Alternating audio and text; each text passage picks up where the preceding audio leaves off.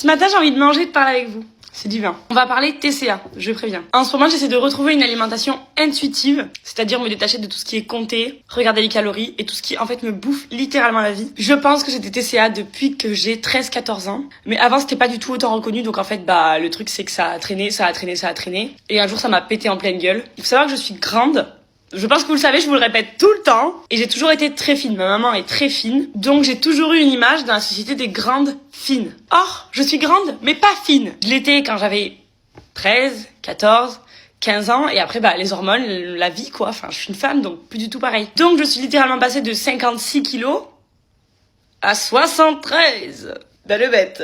Et je suis extrêmement proche de ma famille, mais j'ai grandi avec une maman qui a fait souvent des projections de ce qu'on lui a reproché plus jeune. Et donc, je me suis retrouvée à être constamment, de toute façon, de toute ma famille, en fait, puisqu'ils sont tous matrixés vers ça. Que ce soit moi ou mes cousines, on s'est retrouvés, en fait, à avoir des réflexions constamment quand on grossissait, quand on maigrissait, quand on mangeait trop, quand on se resservait, quand on mangeait gras, quand on mangeait trop de fromage, quand on mangeait, en fait. Et du coup, j'ai commencé à faire le yo-yo. Et là, ça fait un moment dans ma vie que ça me pèse, que je vois que mon corps est gonflé de stress et de... Je sais pas comment vous expliquer, de toute façon, je pense que vous le savez quand vous faites des crises. Votre corps, après, il est gonflé, enfin, genre, ça se voit de ouf. Et donc, j'essaie, parce que j'adore manger, j'adore cuisiner, j'adore la nourriture.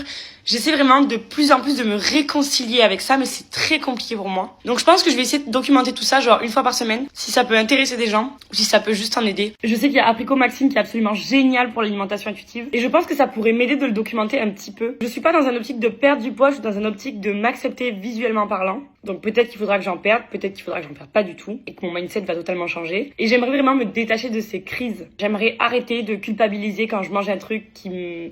Bref, j'ai pas besoin de vous expliquer, ceux qui savent. J'aimerais ne plus faire de choses compensatoires. En fait, j'ai envie de manger tous les jours, pas de sauter des repas, pour des raisons même pas valables. Vous voyez là, quand je suis partie aux États-Unis, j'étais trop stressée parce qu'en fait, j'ai rien compté, j'ai rien regardé, je me suis fait plaisir, je n'ai pas pris un gramme. Voilà, j'ai rien pris du tout. C'est que dans la tête que ça se passe, mais c'est trop chiant parce que en prendre conscience, c'est tellement compliqué. Finalement, je parle mais je mange pas.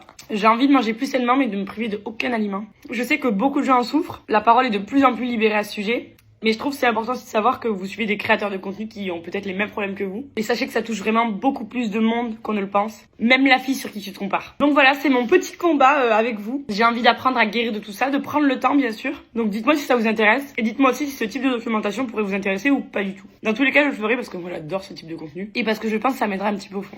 Parce que si je vous filme mes plats et la réalité de mes plats, je me dis que peut-être je sauterai moins de repas. Enfin bref, prenez soin de vous. Mangez. La nourriture, c'est bon. Un corps en vie, c'est bien. Et si vous arrivez à vous déplacer, c'est grâce à ça. Bisous!